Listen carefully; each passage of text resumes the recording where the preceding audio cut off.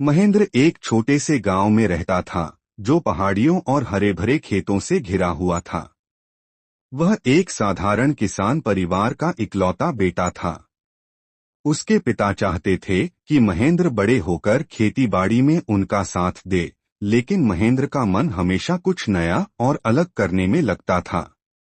वह हमेशा सोचता था कि वह अपने जीवन में कुछ बड़ा और अनोखा करेगा। गांव के सभी लोग महेंद्र को मेहनती और ईमानदार लड़के के रूप में जानते थे, लेकिन कुछ लोग उसकी महत्वाकांक्षाओं को लेकर उसका मजाक भी उड़ाते थे।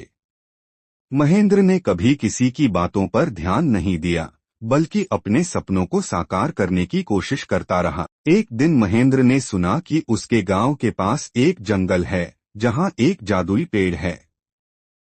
कहा जाता था कि इस पेड़ का फल बहुत मीठा और खास होता है।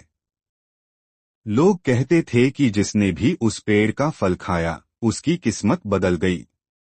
महेंद्र को यह बात सुनकर बड़ा कौतूहल हुआ और उसने ठान लिया कि वह उस जादुई पेड़ का फल खोजेगा। महेंद्र ने अपने माता पिता से जंगल जाने की अनुमति मांगी।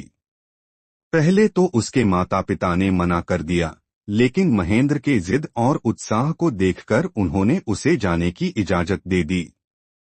महेंद्र अगले दिन सुबह सुबह अपने सफर पर निकल पड़ा। वह कुछ जरूरी सामान लेकर जंगल की ओर चल दिया। जंगल घना और रहस्यमयी था। वहां तरह तरह के जानवर और पक्षी दिखाई दे रहे थे। महेंद्र बिना किसी डर के अपने रास्ते पर चलता रहा। चलते चलते उसे जंगल के बीच एक ऊंचा पेड़ दिखाई दिया। यह वही जादुई पेड़ था जिसके बारे में उसने सुना था।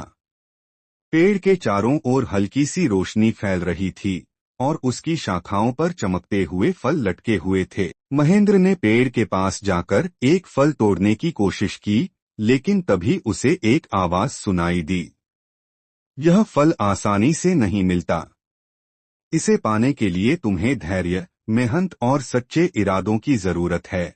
महेंद्र ने चारों ओर देखा, लेकिन उसे कोई दिखाई नहीं दिया।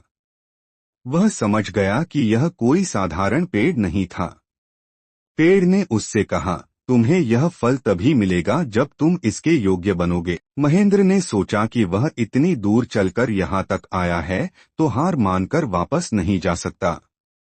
उसने पेड़ के नीचे बैठकर ध्यान किया और अपने मन में ठान लिया कि वह इस फल को तभी लेगा जब वह इसे पाने के योग्य होगा।